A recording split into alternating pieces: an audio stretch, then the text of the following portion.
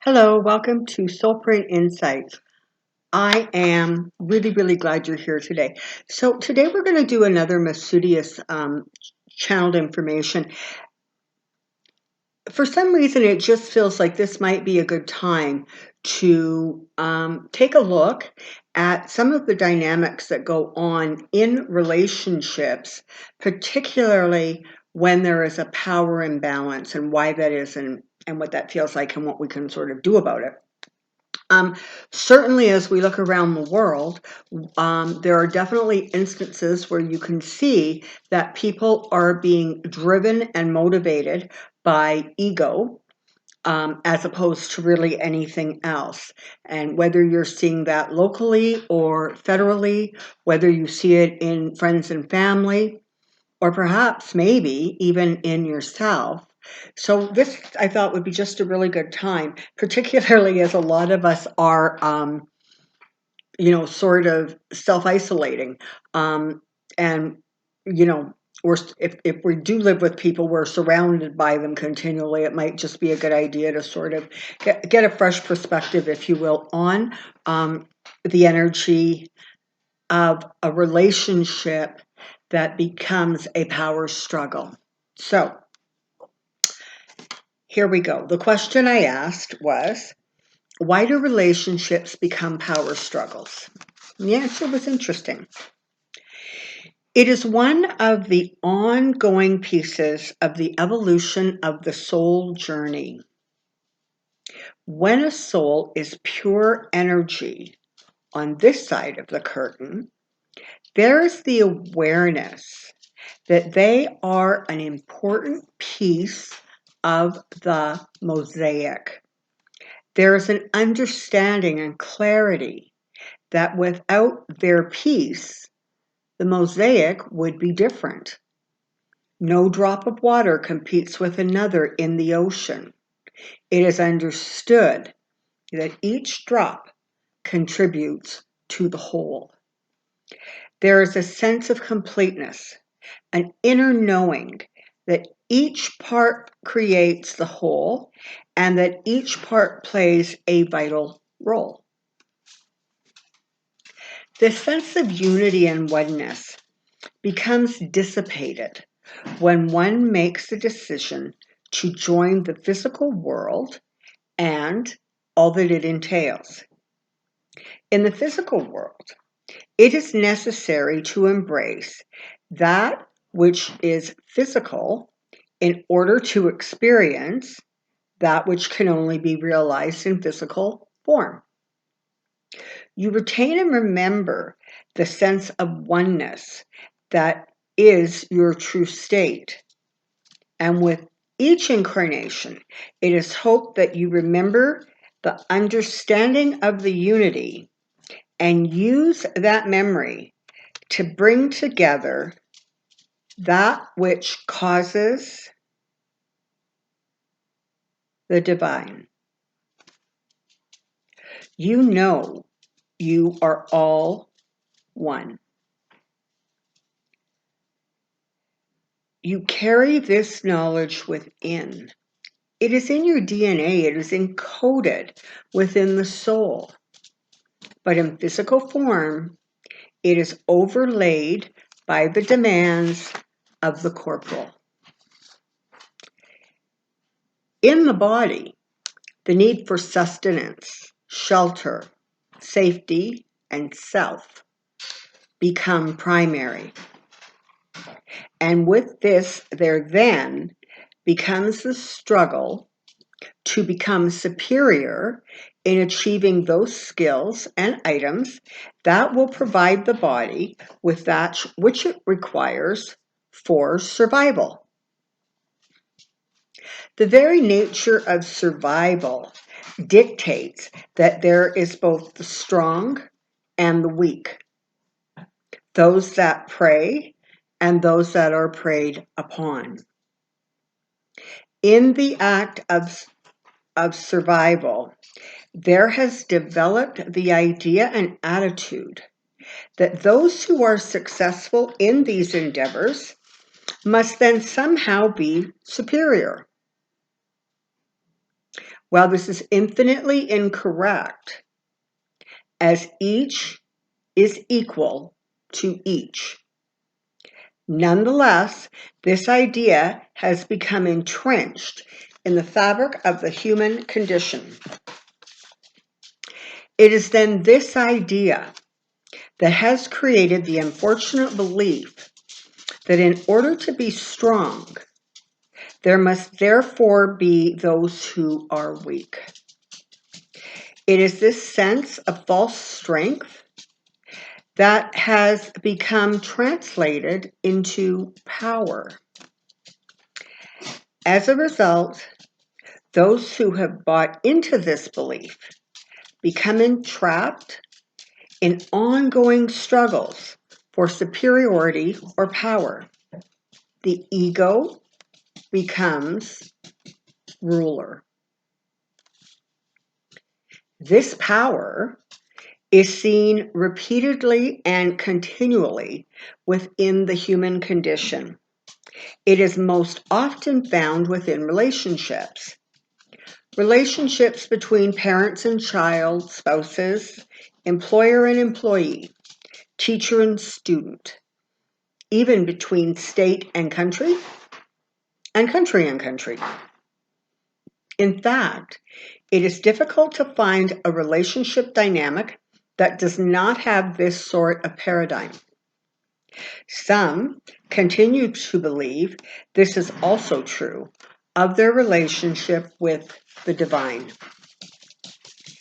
It has become an unfortunate and destructive behavior pattern that plays out day after month, after year, after millennium.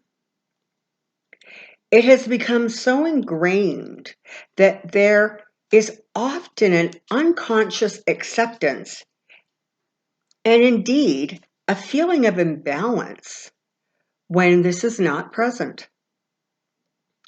Those who attempt and all too often succeed in creating and perpetuating these actions feel they are empowered and entitled to this behavior. They then come to believe that this is necessary for their very survival, forgetting, of course, that the soul itself is completely indestructible. And by extension, those who are having their own power drained or diminished come to believe that they are weak and need someone or something to be dictated by and control their actions and choices. Following on the heels of this behavior is the person who is so controlled in one area of their life that they then seek out and attempt to control another they see as weaker, so they can have power over another and reclaim their own sense of power and quiet the ego. This is the dynamic which creates power struggles within relationships. It is true that most interpersonal relationships are mistakenly believed to center in the heart chakra. They, however, often become centered in the solar plexus or root chakra. These relationships are out of balance, not beneficial, and frankly create more of the same.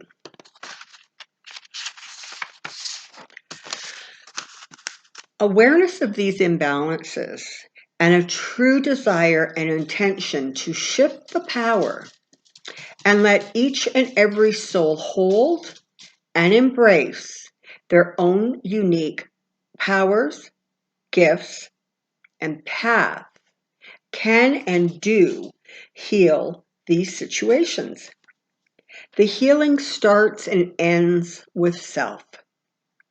Do not lose sight of the knowledge that another cannot be healed without their own desire and choice.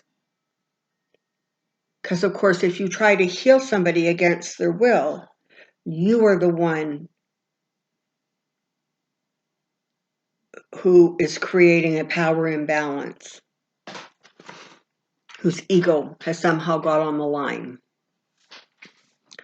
On a more positive note, these types of power imbalances are being healed with heartwarming regularity as the energy vibration of the earth is shifting with the influx of new awareness, indigos, and crystals. There is nothing you need that is not already within yourself. You have within you full access to all knowledge and all understanding. It is only a matter of you choosing to look inward instead of outward or to another.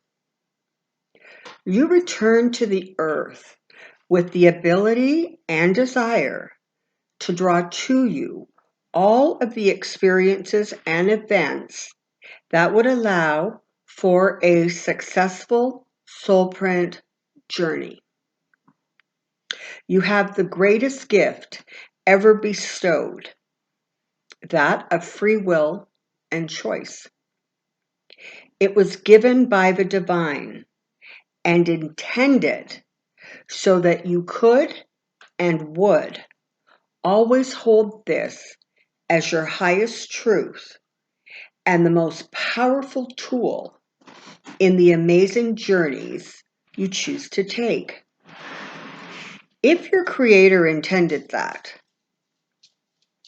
would you hold this? If your creator intended that, you would hold this as a vow of his love and belief in you. Why would you relinquish it to another? So,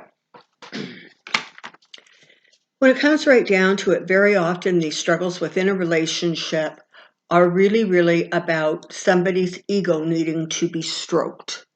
And in order for their ego to be stroked, because the need just to have it stroked already is showing you that there is an imbalance, okay? But for that satisfaction to be gained, for that ego to be stroked, they have failed to understand that it can be stroked in a positive and gentle and loving way when you release that kind of energy and it likewise comes back to you. But most people choose to sort of hold and have that energy by diminishing another, by being powerful over another. And that power takes many, many shapes and forms. You know, it could be the power of literally your physical safety and security. It could be the power of financial stability, or instability, right? It can be an imbalance when you have a situation where sort of there is an imbalance in the emotional depth or commitment or connection between two people within a relationship. The imbalances are everywhere. You only have to look around. And these days in particular, people are being given a real close look at whether their governments and government officials are acting and functioning in a way that is in balance for the greater good, or whether there are some who have found themselves in positions of simply publicly demanding that their ego be stroked. And without that, they will wield whatever power necessary to accomplish what they want. So there's a huge variety of it. You see it absolutely everywhere you go. You see it with, the angry mother and father who's yanking their little toddler around because they're frustrated. You see it in people who are angry and rude with, clerks in stores or cashiers because who knows why? Just because they can be, just because they think that that person is inferior and therefore they are free to lash out at them. You see it everywhere. And when you understand and kind of get a real grip on the recognition or realization that in fact, what you are dealing with is a very fragile ego that finds and can find no other way to feel accomplished or powerful or in control. It may not necessarily make the thing go away, but it does give you sort of a tool in your toolbox. So a couple things we've learned, right, is you really try hard to stand in that power of yours. You don't want to give it away. You don't want to relinquish it. And you see that sort of relinquishment of power when it comes to even the church, evangelicals in particular, but frankly, there's a lot of them. So, where they're just like, I will tell you, you tell me what to do, what to believe, what to think, how to dress, and how to react. And I will do that because you're telling me that you're saying those things sort of in the name of God. And the same God, of course, who gave you free will and choice. So they don't even get past the first logical test, right? You see that in marriages, in relationships, where one person holds the purse and the other one is sort of trapped as a result of that. You see it everywhere. And understand when you see it, it is always about their ego. Whether their ego is threatened or feeling diminished, it is about their ego. So understanding that definitely can help you find a bit of perspective and balance.